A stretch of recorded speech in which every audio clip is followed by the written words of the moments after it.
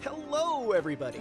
You're listening, or potentially watching, The Survivor Brothers, an all-new podcast from your friends at TV Guide. I'm your Survivor-obsessed host, Fox Van Allen, and joining me today, as is the case in each and every episode this season, all season long, join me in welcoming Mr. Lance Cartelli. Hello, Lance. Hey, Fox.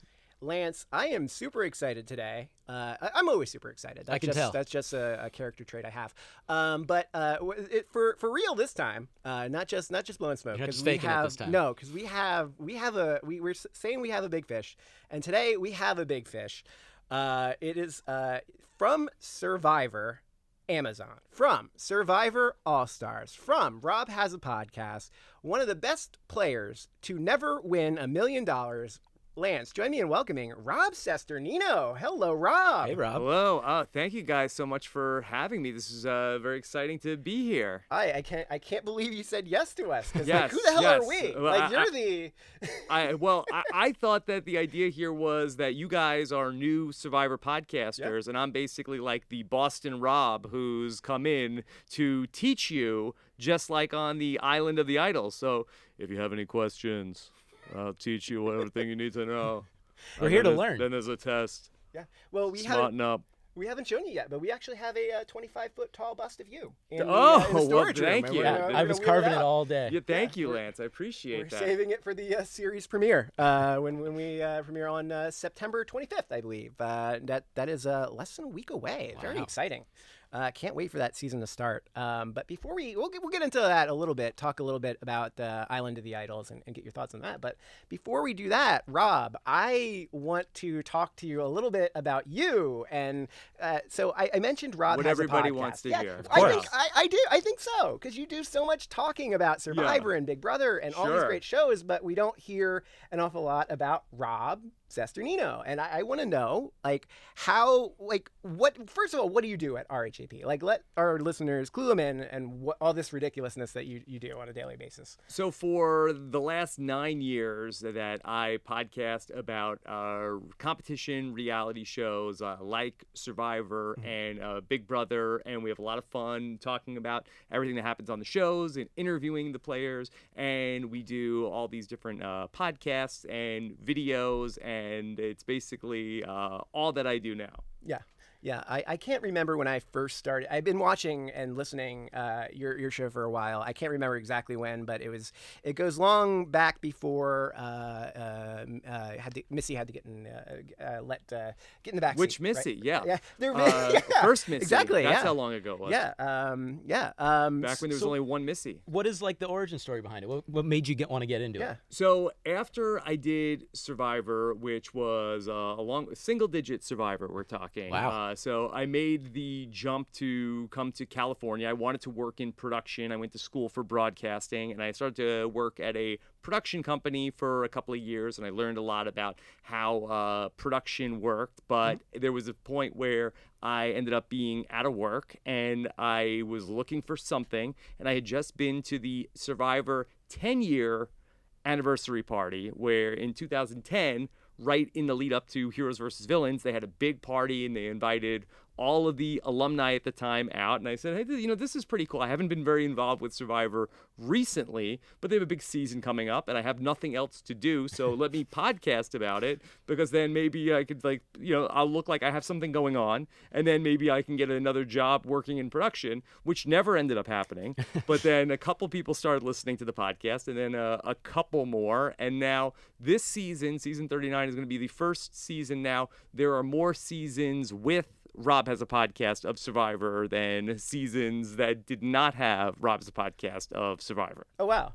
And I know you've also been going back and reviewing past seasons of Survivor and kind of filling in the blanks there along the way, right? Yeah, and then I've gone back with Josh Wigler, who covers Survivor for The Hollywood Reporter, and we've done a full 300 hours covering the first 30 seasons. We did them in chunks of 10. Eventually, we're going to go and do the next chunk of 10 from 31 to 40, and we've really been able to track, it's called the evolution of strategy, and track the way that the show has evolved and the gameplay has evolved over the years. And that's why it's really fun to see people, legends get brought back, like Rob and Cassandra, to see, how we necessarily incorporate like the new with the old in the ongoing story of Survivor. With between all these the current seasons and the past seasons, like how much podcasting do you do in a week? I probably, on average week, do about like 8 or 9 different podcasts a week. But cumulatively, I don't know. I think I might be the person, maybe like outside of Jeff Probst, who has recorded the most hours of talking about Survivor. Yeah, here, Lance and I thought we were hot stuff because we got 2 now. I thought 2 is exhausting. So. Yeah, it is exhausting. It is. It is oh exhausting. My goodness, you have no idea. It's more grueling than playing on the show. Well, you have an idea. You get a lot of naps. They don't have an idea. At least you get to eat. You do get to eat, but not while. But people don't like it when you're eating while you're podcasting. No, so, that's true. That's true. Yeah. You could go like easily 45, 50 minutes without having any sort of nourishment. That's terrible. Yeah. That's terrible.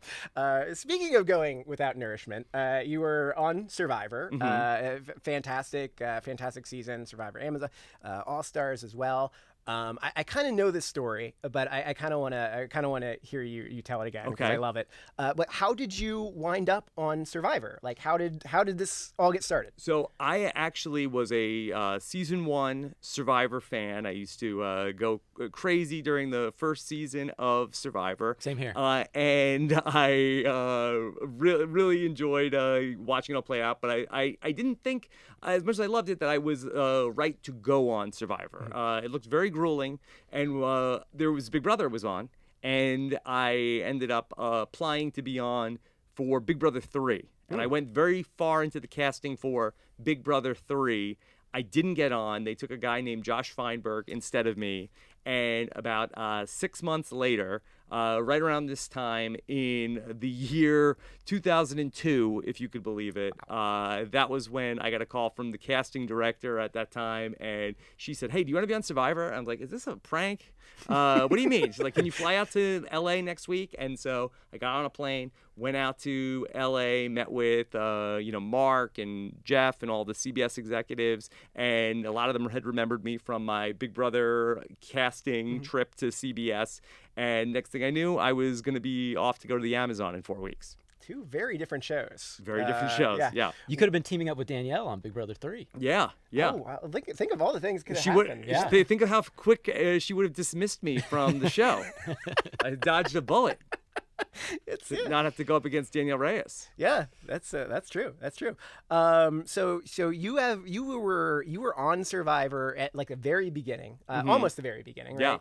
Yeah. And you've watched all these seasons since, and watched how the game has changed over the years.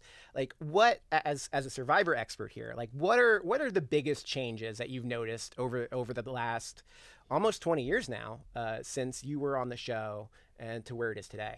Well, everything is so different from where it was, where in its inception, the show was really more about a social experiment. And there's really almost no social experiment left. It is game from the jump. Right. And there are so many advantages and all these different mechanics of the game. And everybody is playing hard from the second that you get there. And that's why I feel like that the game is actually a lot harder now than it was when I played, where I feel like, I always get to hear nice things from people about the game that I played in Survivor the Amazon, but you could argue that there were a lot of people who were in the early seasons who barely even understood what the game was at that time. So you come in and everybody is, for the most part, a big fan. Everybody has seen all these different episodes of the show. So the game is just so much faster. It's sort of like, to make a sports analogy, it's sort of like the, sports or football or basketball now, where it's scoring, as opposed to watching something from the 70s where, the ball is moving very, much slower, and then there's just not a lot of offense. Everything is so much quicker now. Yeah, I think your season even predated Hidden Immunity Idols and all that. By a lot, yeah. It was just basic Survivor. Yeah, it would be about 3 years before there were idols. Wow. So you're obviously the Survivor expert. What's one thing you would add or maybe change about the game today? I think that a thing that a lot of people probably would like to see is less hidden immunity idols later on in the game, where I don't think that we should get rid of the hidden immunity idol. I think that people love it, but sometimes maybe we have too much of a good thing.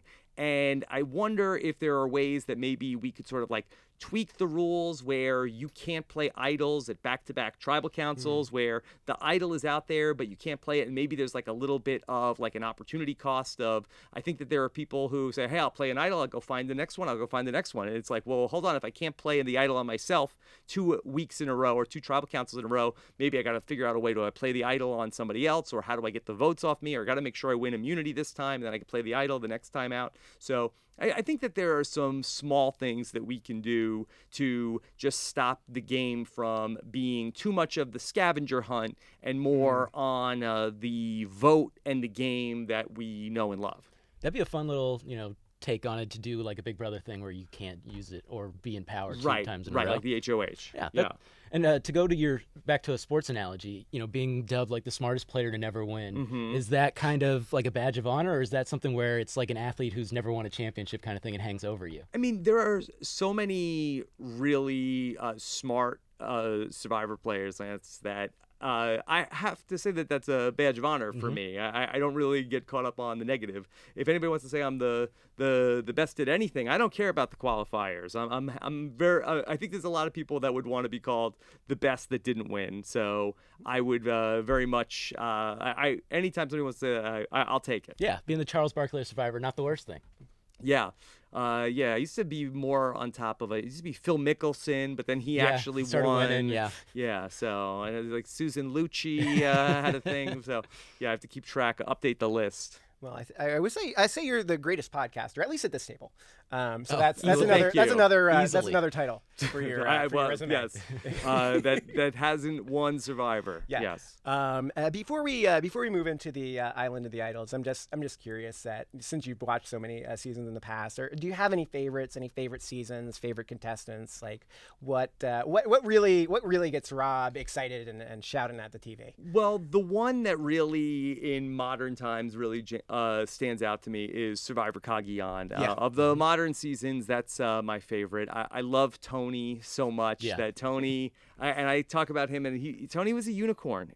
He was somebody who came in, played hard, and you never knew what he was going to do. He somehow went on to win the game, and it's so rare that person ends up winning in any given season of Survivor or any of these shows that we follow. So I'd say that was the one of the modern seasons. That's my favorite. But we've had some really fun ones over the last couple of years in Millennials versus Gen X and David versus Goliath. So there's a lot to choose from. Yeah, for sure.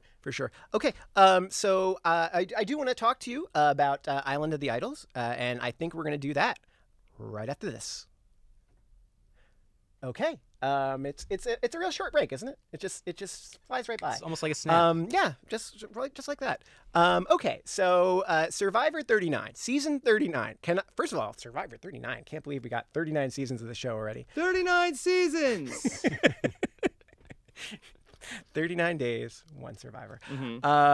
So obviously we've talked about the season before, but Boston Rob, Sandra, they're coming back. The Island of the Idols, that's the kind of the twist where they're going to be coaches, presumably actual coaches, not like Big Brother 14 coaches, right? Where they get into the game. Stay tuned for Survivor 40 if you want to see that.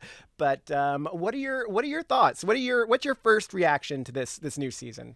So, for me, as a person who gets to cover the show, I think this is very fun. I think that there is going to be a lot of interesting things that are going to happen because of this. I am very curious to see how it's going to fit into the episode, because the thing that is going on with Survivor right now in its current state, there's so much that's happening. It's so hard to get it all into the episode. Yep. And we have so many players and so many moves and everything that's happening. And then if we're going to spend a lot of time with Rob and Sandra, that I'm worried that we won't be able to fully get everything that's happening in the course of those 3 days of gameplay. So I am slightly nervous about that, but I think it's going to be really fun to see how the players react to this, because here are Rob and Sandra, and they're there to do their thing, but I don't know necessarily how I would react to, I'm out there, I'm playing Survivor, I go to this island, and now Boston Rob is like telling me what I need to do back at camp. And I don't know necessarily if I'm a player, like, hey, I got to respect what these people have done, but I don't know if necessarily if they fully comprehend everything that's going on back at camp. Right. And then what if you listen to them and they were wrong? Yeah. I think that there's going to be some interesting conflict there. So if you were, plopped down onto Survivor 39, what would your strategy be then? Well, the thing is that the people don't necessarily know that Rob and Sandra, that the whole Island of the Idols thing is going to happen, so that there is this trickery going on where they hear Island of the Idols and they think, oh, I got to get there because there's all these hidden immunity idols, and then you go there and it's Rob and Sandra, and I think you'd want to pick their brain, but I know from, any sort of other areas where you get advice, I think you do want to ask advice, but I think that you don't always necessarily, if it's not what you already wanted to do, I think it's hard to then take what somebody else is telling you and then act on that. Yeah. If you were on Survivor 39 and the first person who goes to Island of the Idols comes back and tells you, Rob, I got to tell you what, you won't believe it. I was there. And the first thing I see is a 25-foot tall bust of Boston Rob. And right next to it, 25-foot tall statue of Sandra. And all of a sudden, Rob comes out and like, oh, I see you're playing Survivor. Let me tell you how to make fire. Do you believe any part of that story? Or do you think they found like drugs somewhere on the island? Right. It would be such a incredible lie that I think you tend to believe the bigger the lie, the more believable it is sometimes. Because why would somebody make that up? Yeah. And I think that that's going to be really interesting to see how that ends up unfolding in terms of how much people are going to end up seeing them and being able to share these notes, where we've had in different seasons of Survivor with Exile Island where the same person keeps getting sent back over and over again. So there could be like one person who ends up sort of like being the third roommate with Rob and Sandra. Yeah. Who will be the sugar of Island of the Idols? We'll find out. We talked about this on the last podcast, but do you think there's going to be a twist where either Sandra or Rob come back into the game and actually become players? Boy, I am hoping that it doesn't happen, because I think that we like to see the new players play. Yeah. That I have been under the impression that the reporters that were out there, Josh Wigler, who I mentioned, and Mike Bloom for Parade.com, were told in the preseason that wasn't going to be the case. And I hope that, look, if you want to have Rob and Sandra there, and they're the coaches, I think that's great. But I don't think that they should players are telling them things in confidence about, hey, what should I do in this situation? So if they're the coaches, just let them be the coaches. Big Brother 14, as you mentioned, Fox, that we had a similar situation where we had 4 coaches, and then they came on into the game, and Dan ends up going to the end and came very close to winning that season. So if you want to have coaches, let's have coaches. But I feel like that I'm not going to be thrilled if Rob and Sandra end up playing. Yeah. I think we're all on the same page on that in one. this season. Yeah. We love to see them play. Sure. But we also love seeing new people play. Pick on somebody your own size. Exactly. That's right. Yes. That's right. So you've been, obviously you've been covering Island of the Idols on Rob Has a podcast, and we won't go super in depth about the entire cast, but I'm curious, is there anybody here this season who really catches your interest, who you're excited to see play? So this is a really good cast. I'm really excited about this group of people that they have out there. So there's some really fun people that seem like they're very like three-dimensional, fully formed characters who are coming into the game. I think that one of my favorites is Elaine Stott, and she is sort of from the Lauren Rimmer mold, where she's somebody who she's a factory worker from Kentucky, but she's also a big fan of the show. And so she's out there, and I think that that's going to be very fun to see how she meshes with this group of people. Yeah, Lauren was such a great character. Like I loved watching her on her season, and I'm super excited to see. And that's what I think is really fun to see on Survivor, where one of the reasons that it's had such longevity is that we get to meet really unique characters, and when we have too many of the same types of people, that can be not as fun to watch. Oh, it's another one of this person, another one of this person, or if too many people are from the similar type, they all just start to blend together. But I feel like Elaine has a real chance to be somebody that you're never going to forget. Yeah. Anyone else besides Elaine? Really like Elaine. Missy is somebody. We're fans of Missy. Yeah, she's somebody. She has a really amazing story about overcoming a brain tumor and how that has impacted her life.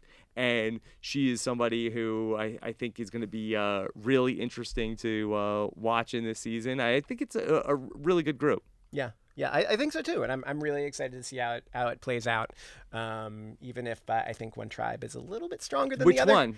The Orange Tribe is just like dominant. Like just from if you look at like the roster. The problem is that the Orange Tribe needs to be stacked. That the Orange Tribe has the inherent disadvantage that they're an Orange Tribe. It's true. Purple is always beating up on Orange, so we have to level the playing field. And if you can't win with a stacked tribe, then you know it's cursed. That's right. I'm wearing my my Vokai purple today to try to make up for all the things I said. They about also them have last all time. the pressure on them because on paper, if they're the best, everything's on them. Yeah. But I guess in Modern Survivor, you only really need to go one or two tribals down the line, and then everything gets switched anyway, right? That's true. Yeah, we'll see how they end up doing it. Every year they come in, and the way that Survivor works is that they film 2 seasons in a row, and you end up seeing like a lot, like similar sort of game structure in the 2 seasons in a year. So I've been hoping for a while that Survivor does less tribe swaps, because I think that it sort of like in the 30s, it's been common to have, at least 2 tribe swaps before the merge. And I think that just from a TV viewer's perspective, there's so much going on. Yeah. At least, I know who's on each tribe. So the more they shake things up, the more like, oh, wait, who's on this tribe? Or who is this person? I think that you really get familiar with the stories of the different characters that are out there, the less you shake up the tribes. If you want to do it once, I think that that's fine. But I think that the more you do it, I think the more jumbled it gets. And I think it's harder to follow the narrative of the season. Yeah, that makes a ton of sense. Like you're just trying to learn the names in the first couple of weeks, and if they just switch everything up on you. Yeah, and you have some seasons, I know Game Changers was a season with returning players, but they had a tribe swap after the first night. After one episode, it was a double episode, and then second night of the show, we have a tribe swap, where I feel like that as viewers, we need to, I know on the island it may seem like a long time, 6 days, 9 days, but I feel like for viewers, we need a couple of weeks to really get used to who's on what tribe. Yeah, and a big part of the game, like so much of the game depends on like all the interpersonal relationships that people have with each other. Yeah. And when you switch it around so often, like it's harder as a viewer to follow what's going on and learn about these people that you want to learn about. Yeah, I'm over 3 tribes. I think that we've had it, we've seen it a lot of times. Yeah. And I feel like with 2 tribes that there's so many more possibilities of what could happen, where when we get down to 3 tribes of 5, 3 tribes of 6, there's basically, there's 2 people, and there's very few options of what can ultimately happen at that tribal council. And maybe that makes it for a little bit of a simpler story to be able to tell in less time, but you have to go visit all of the other camps. I'd rather spend more time with 2 groups of people, with there being maybe 3 or 4 different people that could potentially go home at the tribal council. Yeah, I'll say that, trying to think back to the last time they didn't even have a tribe swap, maybe heroes versus villains. I think that in South Pacific. I think that might have been yeah.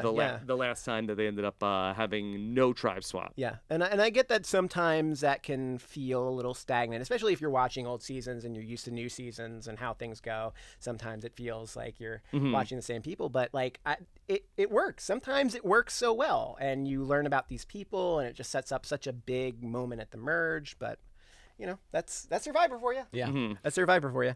One question, just on the general outlook of Survivor. You said there's so much going on in these 3 days and stuff. Should they kind of take a page from the challenge and supersize the episodes, make it 90 minutes?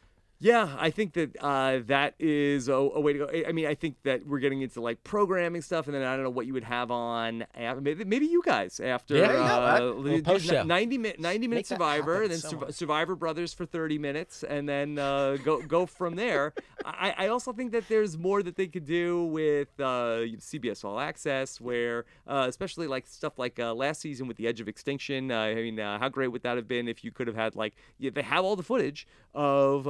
Maybe could we see like like what they do with the Ponderosa videos, maybe longer, more fleshed out pieces of things that are going on in places where the fans would know to go look for them. Yeah. I like that. We got to have Rob on more. He's getting us more jobs. Yeah, absolutely. I'll be your agent. Absolutely. Just out of curiosity, just to rewind it a little bit to last season, Edge of Extinction. What were your thoughts on Jeff's little art house project there? Of the Edge of Extinction. Yeah. So there was good and there was bad of the Edge of Extinction, and the good was that we got Reem, who is one of my all-time favorites. I loved Reem so much because Reem to me was a mood where Reem just was not having it with anybody. Where that she went out there, and then everybody that tried to talk to her that voted her out, like, dude, you know what? I've had it. This is enough out of you. You go sleep over there. This is my island. And so I really loved it. So I really enjoyed the Edge of Extinction in the pre-merge because I think that was kind of fleshed out of what it was. People didn't know it was there. It was a surprise. You get voted out. You go there. Oh, wait, here are all these other people. Oh my God, what is this? And then I think then when it became a known quantity at the second half of the game, and then you were then really overpopulating it. It was hard to sort of there was very little conflict going on there in the second half of the game. I think that was less ideal.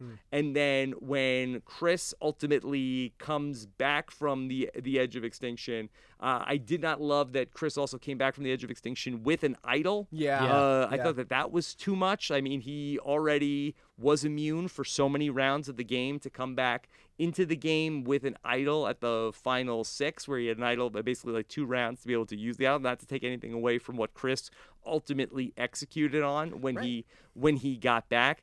I just feel like that it made everything that happened during the rest of the season less important. And so I don't necessarily want to say that Edge of Extinction can't work, but I think that there are things that need to be tweaked if Survivor ever went in this direction again.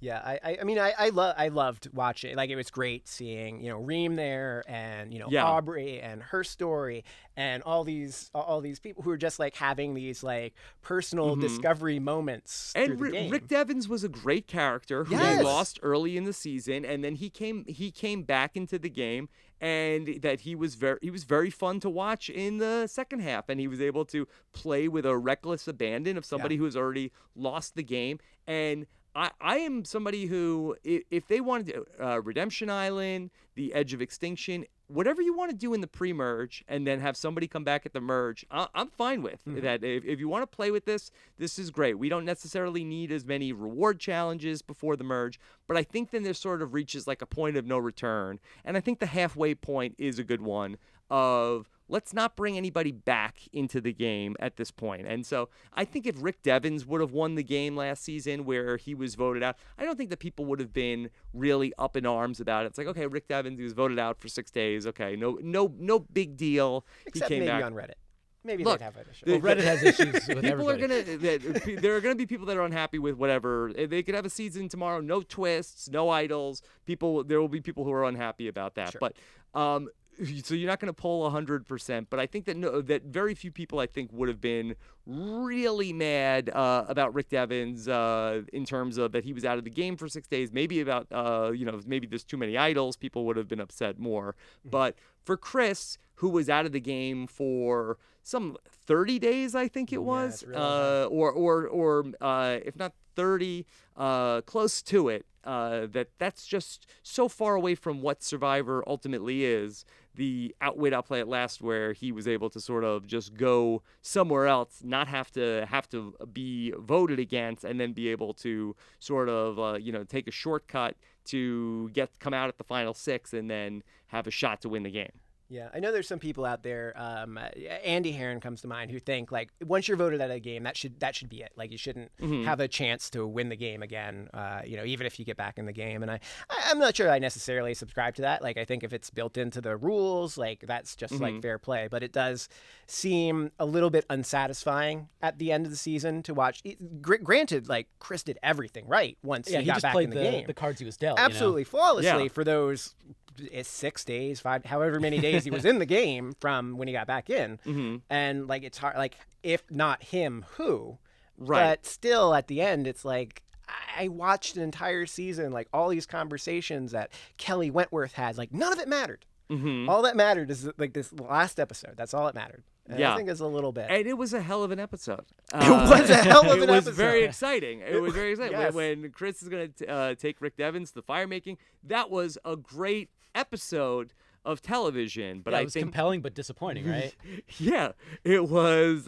Wait, what just happened? I think that there were a lot of people who watched the show who were, I think, like, who is this guy? What is it? Where did he come from? Which guy is this? He was just voted out so early. So I wouldn't say that I would agree with Andy that if somebody gets voted out, there should never be an opportunity for somebody to come back into the game. But I just think that those opportunities to come back into the game, there has to be some point of no return where that they can't be gone for so long. Yeah. I think you only do it once too. Anytime there's a double comeback, right? Like how Victor came back in Big Brother twice and stuff. I don't like that. I'm with you on the pre-merge. Anything early, I don't mind that if somebody gets voted out, especially like a Rick Devens who was really entertaining and would have made that season a lot worse if he wasn't part of it. So I'm with you guys. Yeah. Yeah. We're all in agreement. Good for us. All right. So, Rob, I'm.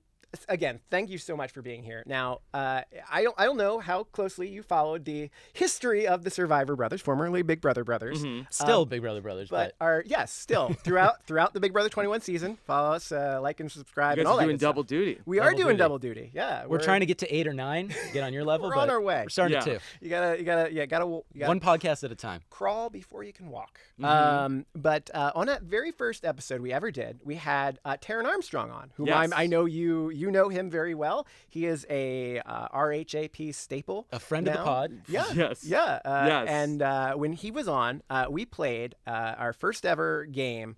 We played a Big Brother Choose Your Own Adventure. Okay. And I am hoping that you will agree to play a game of Survivor Choose Your Own Adventure, and we can finally see. I know everybody's been wondering. I'm sorry. I think I'm going to leave. I'm out. Does Rob Cesternino, that's the smartest player right there. Don't even play. Yes, the only way to win is don't play. That's right. That's right. That's right. So if you will indulge us for a moment, we are going to play a game of Survivor Choose Your Own Adventure. Okay. And we are going to do it right after this.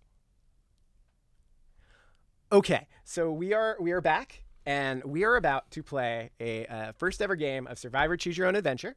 Yeah. This is going to go live shortly after our podcast on iDaily, iDaily.com, a great website that if you want to go and play it yourself, you can do that. But for the first time ever, you're going to be our guinea pig here. Okay. So Rob Cesternino, your reality TV dream is about to come true. You've just been cast on the next season of Survivor. Wow. Oh, okay. But do you have what it takes to win the $1 million grand prize and the title of Sole Survivor?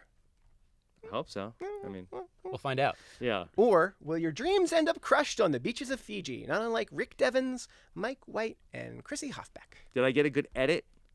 We'll find out. Okay. It's time to dig deep, Rob. It's time to dig deep. We're gonna find out. All right. So, I'm gonna get us started here with our first scenario here. Okay. So, Rob, welcome to Survivor Absurd Twist Island. Jeff Probst declares as you stand on your tribe mat under the hot Fijian sun for the first time. You've just been teamed up with 9 strangers, and finally, the game is about to begin. Okay. But before you meet any of your new tribe mates, Jeff announces that it's time for the first reward challenge. You feel pretty confident that you'll shine putting together the puzzle all by yourself at the end of the challenge. But do you want to stick your neck out and volunteer so soon? So, do you either volunteer for the puzzle to help the tribe or let someone else handle the puzzle? Okay. Can I phone a friend? Lance, you're the answers? You can do the 50-50, but that's it. Can I find out what kind of puzzle it is? I'm going to say it is, yes, I will say that it is a slide puzzle. Oh, slide Today puzzle? it is- Yeah. it is No, a I slide think puzzle. I could do that. I think I'd do slide puzzle. All right. So you're going to do the puzzle? Sure. All right, we're going to volunteer for the puzzle. Well, it's another Survivor season, another slide puzzle. You've been expecting to see one of these for months. You practice on a slide puzzle on your flight to Fiji. It is your time to shine. This is Rob Cesternino's moment right here. Your tribe's running slightly behind when they reach the puzzle portion of the challenge, but you absolutely smoke the competition. Less than a minute later, your puzzle's solved, and your tribe has just won a fantastic reward of chicken and a fire-making kit. Damn. You're the hero. Yeah. But will it cost you later? Wait, why? Well, let's find out. You haven't been voted out yet. Your tribe has been eating well and winning immunity challenges thanks to you. And it's put you in a power position in your tribe. But Yes. that's all about to change. Drop your buffs, Jeff announces. No. We're going from 2 tribes to 3, your favorite. Oh, Just boy. said that's too much. Despite having the numbers in your old tribe, you're now part of a 2 to 4 minority in your new tribe. Worse no. yet, your new tribe mates are so uncoordinated that they make Dan Wardog Da Silva look like a challenge beast. Oh, that's bad. It's only a matter of time before you wind up at tribal council. What do you do to survive? Do you spend all day and night looking for an idol to save yourself, or throw your lone former tribe mate under the bus? You throw your lone tribe mate under the bus. All right, let's So see. you're out there looking for the idol. They're conspiring against you. Those bitches are conspiring. It's good. All right, Kat, let's see if that worked out. Are we allowed to talk about Big Oh, Brother yeah. on Oh, this yeah. podcast? Of course. For yeah, sure, of course. okay. I was hoping to Okay. actually talk a little Big Brother, after we're done with this. Oh, Okay. I love it. Eventually. I love it. Stay tuned. So you throw your lone former tribe mate under the bus. It's either her or you, and you'd much rather it be her. So you suggest to your former tribe mate that she go look for an idol, and you promise to cover her back at camp. Yeah. But sneaky, back at camp, you do the exact opposite. You spill the beans about your friend's plan to find an idol. Your new tribe doesn't trust you fully yet, but they're worried enough about your friend that they split their votes at the next tribal council. You get 3 votes, and your friend gets 3 votes as well. But you survive the tiebreaker, vote 4-0. You're truly on the bottom of the tribe now, but at least you're still in the game. Congratulations. Now, I think I would have then told her that we were going to split the votes 2-2-2, and then I'd put my vote on her. Make sure, Oh. avoid the whole tie. I don't need to go to, See, this is some go to fire making. Savvy. This is some big brain Survivor play Look, here. I've already betrayed her halfway. Don't half-ass one thing. Yeah, don't half-ass it. Go for yeah, the full I thing. already screwed her over. Whole ass it. Yeah. All right. So here we go. Moving on. Okay. Through some kind of miracle handed down from the Survivor gods, your hapless tribe finishes second in the next immunity challenge, which is just enough to keep you out of tribal council since there are 3 tribes. Yeah. Then, 3 days later, another tribe intentionally throws an immunity challenge just to get rid of someone. This is actually going so much better for me than Survivor All Stars did. This is like I'm really feeling Well, good. absurd twist island, right? Yeah. Yeah. Fortunately, it's not an Island of the Idols. There's no Boston Rob here to cause trouble. Give me advice. Right? Yeah. So somehow you outlasted your messy tribe. On day 18, Jeff announces, "Drop your buffs, guys, because we are merged." Yes. You made the merge. Finally. You get to Dateable. enjoy a big feast as you rejoin a 7-5 majority in a power position. You and your alliance can choose who goes to jury first. So, do you vote out a clear physical threat from the minority, or do you go after a social threat instead? Well, think you gotta go after the person that can win immunity here at the merge. That's sort of like the by the book, not knowing much about this social threat. Right. Okay. All right. So the physical threat you're going with. Okay. Yeah. It's Survivor 101. Merge time is the perfect time to get rid of strong players. You don't want another Mike Holloway situation on your hands, or worse yet, Fabio 2.0. It's a safe, obvious move here. And that's where the trouble begins. Oh, no. Uh-oh. The person you voted for plays their hidden immunity idol, negating all 11 votes cast for him. You didn't see that one coming. No. When the dust clears, your alliance will still have the majority, but the targeted player had to cast a vote for someone, which unfortunately, being in a power position, happens to be you. Yeah. You had the whole game in your hands, Rob Cesternino, and now it's over. The tribe has spoken. Yeah. So the minority tribe also voted against this person? Everybody was on the same page. Everybody's on the same page. Everybody was on That's the same always page. bad news when everybody's on the same page. It was the obvious move. All Yeah. right. And not to, pour salt on the wound or anything, but Taryn, during the Big Brother Choose Your Own Adventure, got it exactly right. Oh, and yeah, won. he had a perfect Yeah, well, he's a robot. He had a so perfect game. Yeah, it's, exactly right. No doubt. He ran through all 5 billion possibilities No doubt. and came up with the one that worked. Yes. All right. It was so, the end game. So just so we can keep going here, rather Okay. than kick you out of the studio, Sure, let's keep have going. security escort you on your way out, Yes. never to return Okay. again. Let's say you went after the social threat, Let's right? say, Am I going to the edge of extinction? yes, Yeah, Yes. you're back. Great news. You're getting right back into the game. Yes, okay. Just like Rick Devens. Okay. So There's multiple endings, like Black Mirror on Netflix. Exactly. Yes. Exactly right. This can go any sorts of way. So so let's just say you voted out the social threat again instead. So sure, that dude with massive biceps and ripped abs looks like a big threat. But you figure you've got plenty of rounds to deal with him later.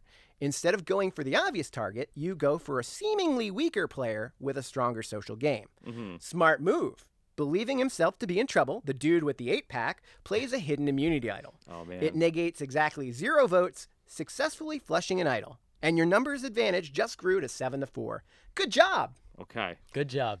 Yeah. Well, it's easy now. Yeah. We kept the finger in the page. You just gotta go back. You're gonna die 15 times in these things. It's okay. You've got another life now. So moving on, after I'm losing... gonna play like Rick Devens now. I gotta There you go. play with reckless abandon. Reckless You got to play abandon. like Chris. Yeah. So after losing the next reward challenge, you're randomly chosen to be exiled to Absurd Twist Island. When you arrive on that beach, you're greeted by a loud and familiar "damn." It's Chicken Morris. Chicken Morris. It's Chicken yes. Morris. The first person voted out of Survivor China. He's got an immunity idol to give you, and all the other first boots in Survivor history are here too. What an absolutely absurd twist. When you arrive back at tribe camp, people ask what happened on the island. What do? Do you tell the truth and play the idol, or make up a lie and save the idol? I think I will feel like that doesn't pay to play it safe anymore because I've already been voted out of the game. I got to tell everybody what the truth is. Okay. Let's see if that was the right pick. You're probably not the first castaway to arrive on Absurd Twist Island this season, right?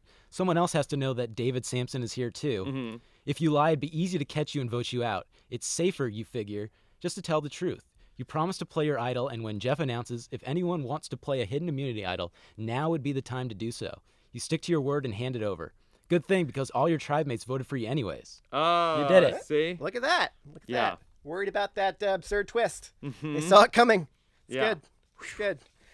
You only got voted out once so far. Guys, All right. this is a great season. Yeah, so far, Top right? tier season, I think. Yeah, who would have thought? We're better Yeah. than Probst too. That might be a hot take. No, but I don't think that's true. Come That's on. true. He could Come have on. us. He could have us. that both was killed. blasphemy. Yeah. Take it back. Okay, so after a couple of quiet tribal councils, you've made it to the final 7. Just as importantly, you've made it to the family visit and won it. Oh. It's what you've been working so hard to get to, right? Eric Hafferman and Ron Clark would be so proud. Your reward comes with all the fixins, but also a tough choice. Which 2 people from your tribe are you going to let see their family members? Okay. Is it either your 2 closest allies or 2 people who you think are swing votes? Boy, well, as we learned last season with Ron, that the people that you don't take with you get really mad, and so I think I have to take the people who are the swing votes. They don't necessarily care. They're ungrateful anyway. It didn't do anything when you took Gavin, so you're more likely to lose your allies if you don't take them. They'll be mad at you and talk smack about you all day. So I'll take my allies. All right. Is that your final answer? Final answer Okay. for now. Locking it in. Lance. Oh, am I reading? Yeah, you're reading it. So you picked the 2 closest allies. You know that this family visit reward could be used to gain serious favor with other tribe members, but it wouldn't sit right to ignore your allies. You're in this together, right? Right. The 3 of you enjoy a lovely afternoon, but as Brad Culpepper might have pointed out to you, 3 with 7 equals out. It's just basic survivor math. The 4 people not included on the family visit can see where your loyalties are, and the survivor totem pole has never been clear. With you and your allies away, it's easy for the other 4 to plot against you. You get blindsided at the next tribal council, flipping the game on its head. It's an exciting time to be in this game, but unfortunately for you, the tribe has spoken. But that's again. I didn't get the choice to not win the family visit. I would have not won the family visit. I think that again, that is the big brain play. That is the smartest play. Why would you want to win any of these? Don't want to win it. Challenges?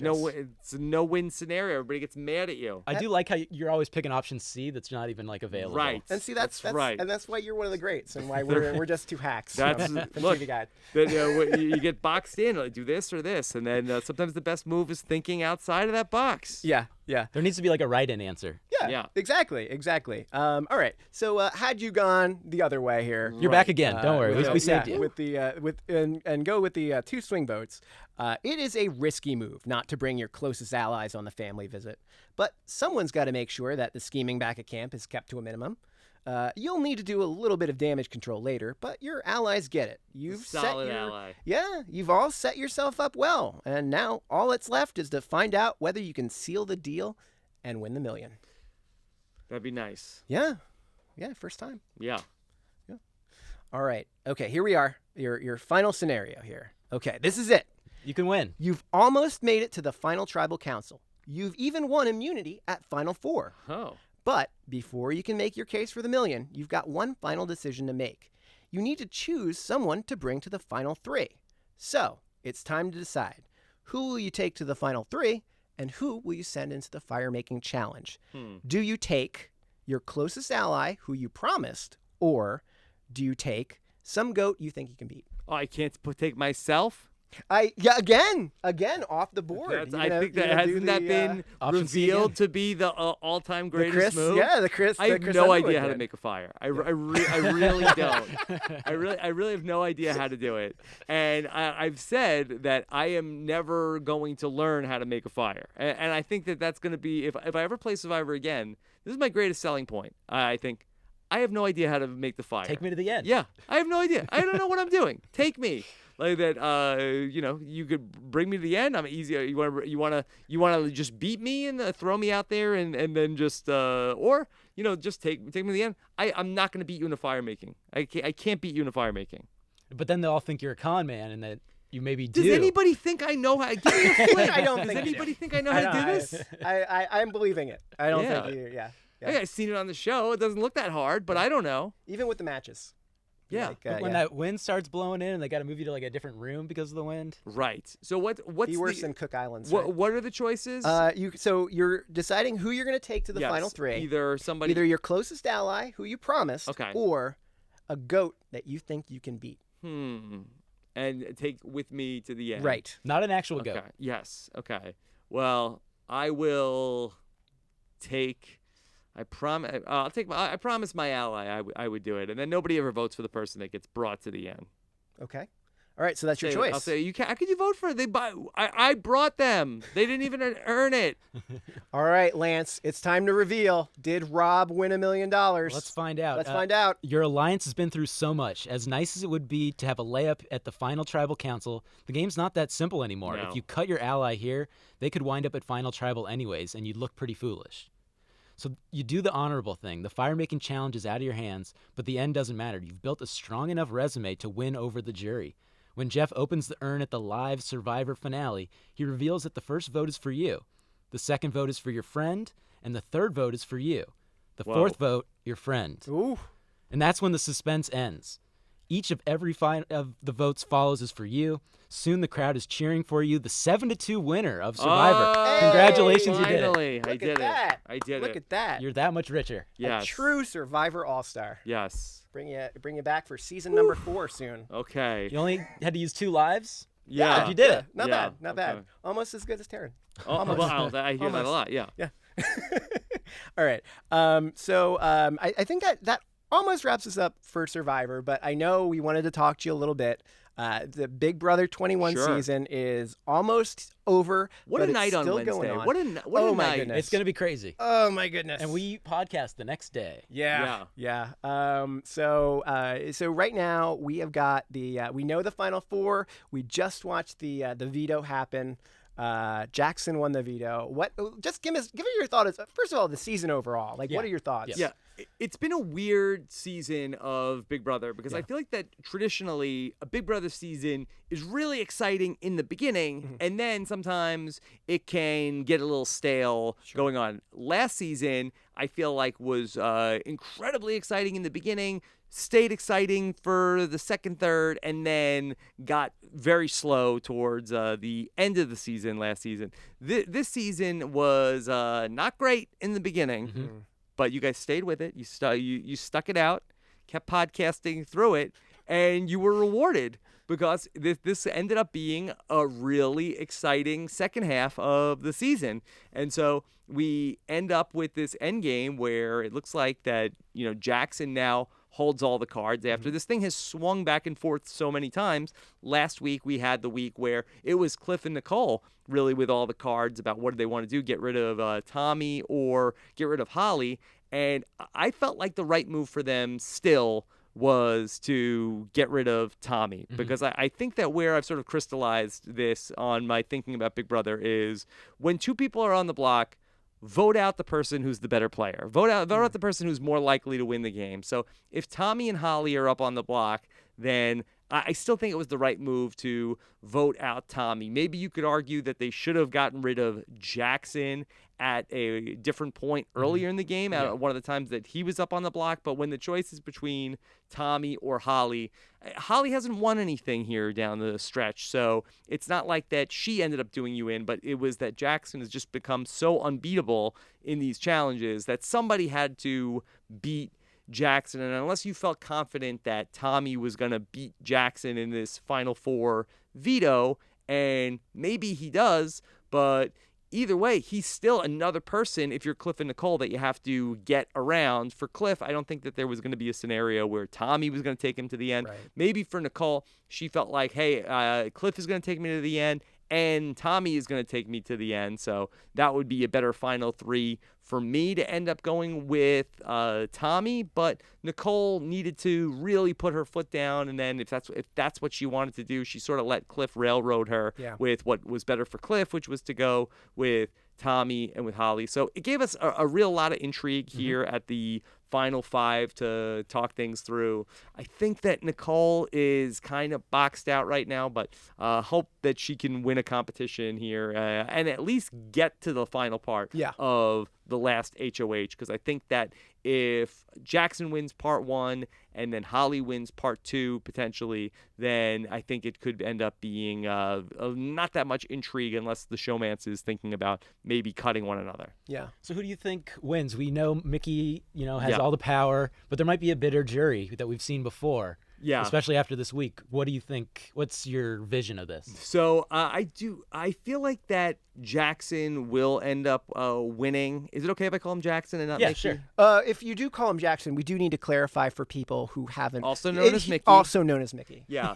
But I really think that there is this possibility that Holly could end up being the winner here. Yeah. And I think that she has friends on the jury. And then I feel like that it is actually tying this back to Survivor and Boston Rob. I think that there is a lot of similarity between Rob and Amber playing in Survivor All-Stars, where that there could be a coalition here in the jury of the people that are a couple people might be pro Holly, and there might be a lot of people that are anti Jackson, and ultimately ending up awarding Holly the win. And so we'll see if then Jackson follows in Boston Rob's footsteps and then gets proposed to Holly at the finale. And back-to-back seasons where we have a proposal at the finale. Oh, boy. But they're going to be best friends outside of this. Yeah.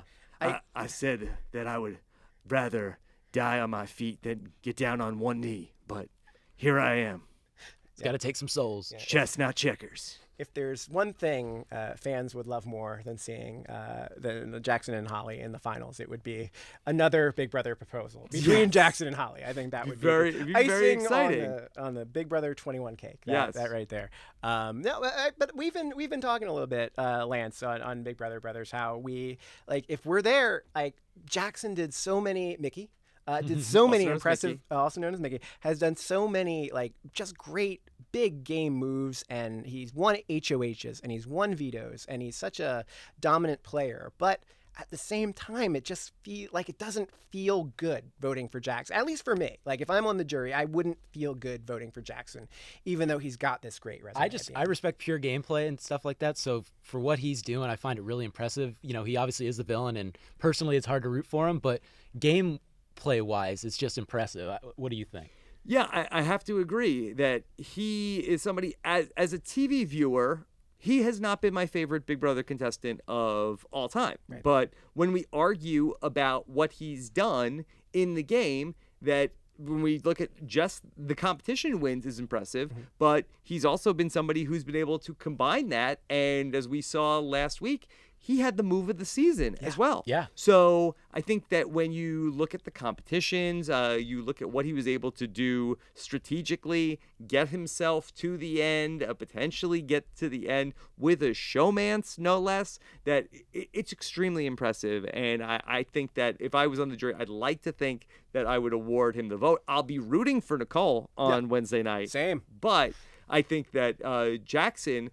I think that if we were talking about him as a winner, I think that if we're going to put him into the winner rankings, let's not get crazy. I don't think he's on Mount Rushmore. Yeah. But I think he's probably going to be in the top half of the winners, because I feel like that there's a lot of winners that, again, you could say that, they just were nice and they sort of outlasted everybody else who was a big threat. And here's a guy who was a big threat who actually won. Yeah, the best player doesn't always win, and he's been the best player this season. Tell me about it. Yeah. Well, maybe if there is a Big Brother Mount Rushmore, we'll see a 25-foot tall head of Jackson someday. God, that'd be a very square-looking statue next to a watermelon. Next to a gigantic watermelon. That's right. All right. So that's why I love Big Brother. I think that we're all watching the same season, and we all have different opinions about who should win the game in the end. And it's another 5-4 maybe. Everybody's right. One thing I did want to ask real quick though, what's it like to have Cliff and Ovi kind of give you guys a shout out through the live feeds and all that stuff? How cool is that? Really cool. So, Cliff really all season long, and I have to say that I kind of feel partially responsible for the whole Cliff talking to the camera thing. Oh, no. I know it really set a lot of things in motion on the season, but Cliff has been a longtime listener of RHAP as a podcast, and especially of the work that Taryn and Brent Wolgamon and Melissa Denny do covering the live feed. So a lot of times he's I got to shout out everybody over at RHAP as a podcast, and Taryn and Brand and Melissa. Rarely says me. I'll take the R, RHAP. So I appreciate that for Cliff. So I look that it has not been a great ending to and we're recording this Thursday afternoon, so we'll see. Maybe Cliff is by some miracle ends up being saved, but that would be one hell of a miracle. The last week or so hasn't been pretty for Cliff. Not a good look for our guy. Nope. But I hope he had a good time. I hope he had a good time. Seems like a nice guy. So I hope that Cliff really enjoyed his experience. And so Final Four. It's pretty good. It's pretty badass. Look, he made it way further than anybody had anticipated. Yeah, he did a lot of stuff. He won the battle back and everything. So very impressive game. It's been a fun ride for Boss Hog. Yeah. So we appreciate the Hogfather. Just 3 or 4 deals too many. That was the problem. And then believing in them, all of them. Yeah, I don't know necessarily necessarily what he's thinking about. Like, he's making all these deals with people that are just crazy deals that make no sense. And he's like, well, Jackson gave me his word, so that he'd cut Holly. I feel pretty good. Yeah. Yeah. He's gonna vote out his girlfriend and take me to the final 3. I'm not gonna take him to the final 2, but he is gonna take me. It's gonna be a tough rewatch for him, for as much of a fan of him, of Big Brother he is. no. Yeah. I don't know how Nicole has been able to keep her composure and like, Cliff, that's not happening. Yeah. You can tell she's like gritting her teeth too. Like, come on, man. She's been so right about like when you're listening to her in the diary room, she knows what's going on. You play the statistics instead of playing the deals, and she just goes along with it. And she just found herself at Final Four just in this terrible, helpless position where she's HOH. Mm-hmm. But even if she wins the veto, Jackson's coming along to 3 because Cliff's got a deal. And maybe for Nicole that there will be a second time that she gets to play the game. And I think that the problem has been for her, it's that I think she has seen what the right move is and has been unable to persuade people to go her way. And they say this a lot about Survivor, that Jeff Probst will tell the contestants, like, play like it's your second time playing, where don't be afraid to make the move the first time out that you would say, oh, I know I should do this if this was my second time playing. And maybe hopefully Nicole will have that opportunity and be able to better pounce on these opportunities that she sees, rather than say, I told you, I knew it wasn't going to work. Yeah.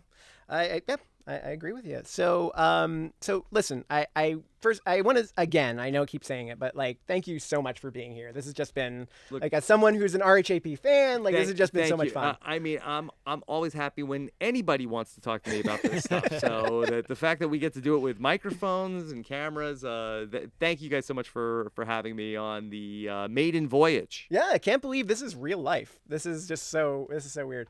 But before we let you go and get your parking validated and all that, just out of curiosity, we asked Taryn the same thing, but do you, as the podcast veteran, have any advice for Lance and myself, being podcast relative newbies? I mean, we've got like I think this is like episode 18 in total. Right. But, like, compared to what you do. We almost got one season down, though. Yeah. Well, almost got through one season of Big Brother. You know, they say in podcasting that 8 episodes is sort of like the point of no return. Like, a lot of people start a podcast, not a lot of people get past 8 episodes. So you've already crossed that one major milestone. You've made the merge. You've made the merge. Hey. So that's good. Just have fun. And if you guys are having fun, then the audience is going to be having fun also. And also, at the same time that you're having fun, make sure you have strong opinions, but, you know, fair opinions in terms of, you know, the people. The thing about reality TV stars is that they are famous enough to have people make podcasts about them, but they are not famous enough to not listen to podcasts about them. I think that's okay. Yeah. Like, you could do a podcast about The Rock, he won't listen. Right. You do a podcast about people on Survivor, they are hanging on your every word. I'm still hoping that my Rock podcast he will listen to, though. Yeah. I can. and the thing about Big Brother is that they may not listen, but they may have people on Twitter and Instagram that listen and then report back your words and maybe not exactly what you said. Out of context. Yes, out of context. I don't know if you had that yet. Oh, no, I hope Jackson's mom isn't listening to us. Oh, no. We don't have enough listeners yet for that to happen. Right. But maybe with Survivor. Any one of our 10 listeners could be Jackson's mama. You never know. There's at least a dozen. At least. Yeah. All right. Well, I think this about wraps us up. So, Rob, before we go, why don't you tell everybody where they can find you on social media, the web, where? Plug it all. Yeah. Well, thank you guys all 20 things. So much for having me. You can find all of my podcasts about Survivor and Big Brother and more at robhasawebsite.com, or look for Rob Has a Podcast wherever you get your podcast. I'm at Rob Cesternino on Twitter and Instagram. All right. And Lance, where can we follow you? I am at Casually Ginger. And I am at Fox Van Allen, wherever you want to follow me. So go ahead and do that. And while you're hitting all those buttons on your social media and your computer and your phone, do yourself a favor and subscribe to the Survivor Brothers. And why not the Big Brother Brothers as well? All the brothers. RHAP and all the great stuff that Rob does as well. You'll be entertained for weeks on end. Let's Yeah. not overpromise. Have- But you'll have a free podcast. Yes. A plethora of hours. Yeah. Yeah. Hey, we don't charge for this thing. That's pretty good, right? Yeah. Don't complain too much. It's free. What do you want? All right.